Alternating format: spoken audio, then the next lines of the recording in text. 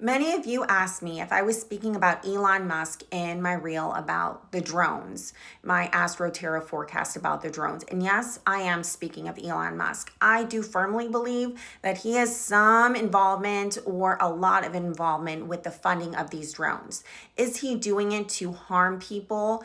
I feel like in his mind, his intention is to protect the world from what he views are the bad guys, are our own kind of not so good intentions towards humanity. So he's trying to protect things. Before I get into his astrological chart, and I'm going to show you his chart so you can, follow along if you are an astrologer or you're learning about astrology. Part of what I have intuited about Elon Musk from my own guides is that Elon is a Syrian starseed. He was a pharaoh in a past life in Egypt, which does have a lot to do with Syrian starseeds. I do feel like he holds a lot of technology and a lot of technological Akashic memories from his time as a pharaoh in ancient Egypt. I also feel like he has close ties of the pharaoh of the Bible. So if you think about or contemplate the pharaoh of the Bible, he thought that he was doing something good as well, even though, of course, it was not entirely good, right? Because he was enslaving a lot of humanity, okay? Not just the Israelites, but other tribes as well. So I do feel like Elon is, or he can, enslave a lot of humanity in this lifetime too, but he doesn't view it that way, okay? He doesn't view it that he's doing something bad. He views it that he's protecting something. So let's dive into his chart. All right. So here's my source, astro-seek.com. You can see here is Elon's birth time, his birthday, and this is according to his birth certificate that they collected, okay? Because I know some people like to pretend that I'm making this shit up. All right, so let's get to it. So look at this. He is a Cancer rising, okay? So right here we see that his Cancer rising right here is at 13 degrees. Star Sirius is at approximately 7 to 10 degrees. So this does line up with my theory that he is a Syrian starseed, okay? So Syrian starseeds do hold the keys to Egyptian technology. They have past lives in Egypt.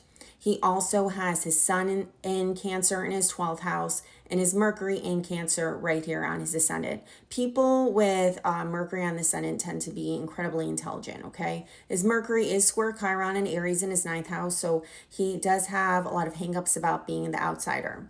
Let's look at his ruling planet, which is the moon. Okay, trying to make this so you guys can, okay, perfect. So his moon is in Virgo right here, okay? His moon in Virgo in the 2nd house, which is his ruling planet, does tell me that, he's very conscientious about the money that he spends and why he spends it. He's very intentional about that, okay? He also spends it to, in his mind, control, okay, to control things in squaring Saturn in the 11th, control the collective and how the collective thinks. That's what I'm seeing. Let's look at his nodal axis real quick. We see the North Node in an Aquarius right here, okay? So that would totally make sense because Aquarius rules technology. We are in the age of Aquarius now too. That North Node is, let's see here, 16 degrees Aquarius, okay? So he won't have Pluto North Node for about 14, 15 years. His soul's path, his soul's evolution in this lifetime is all about, allowing people to interface with new technologies, which we see in real time. So he is living part of his life path. His South Node, his past life and his early life karma is South Node in Leo at 16 degrees in the 1st house. So this does follow up with what I was saying, that he was some kind of pharaoh or king, because Leo is all about, right, the corona, the king, it's the sun god, right? So that would totally make sense with, with the pharaoh Akashic channeling that I did. So this was a big part of his life and his past life. And I also feel, because this is his, early life too, that he was treated very special when he was a young child, okay, by his parents. So let's go back to his North Node right here, and it's right next to Mars in Aquarius, right? So Mars is in his 8th house in Aquarius. Mars in 8th house people tend to be very sneaky, okay? They're very, very calculating. They're very strategic, because this is Aquarius. What is he doing? He's being strategic and calculating with technology. And that's something we really have to think about because, this is trining Venus right here in his 12th house. So this is secretive, it's behind the scenes, right? In Gemini.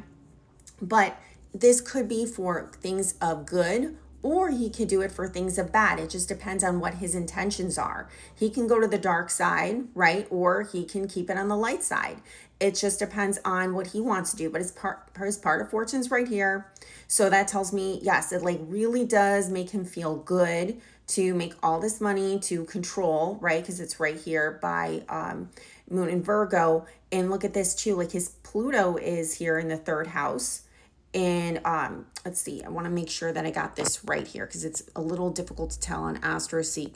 But is Pluto, yeah, it's in Virgo. I thought I was reading that right, 27 Virgo, and it's in his third house of communication. So he is here to change how the world looks at technology, how they use technology, but he wants to control it. And it is trining his Venus in the 11th house.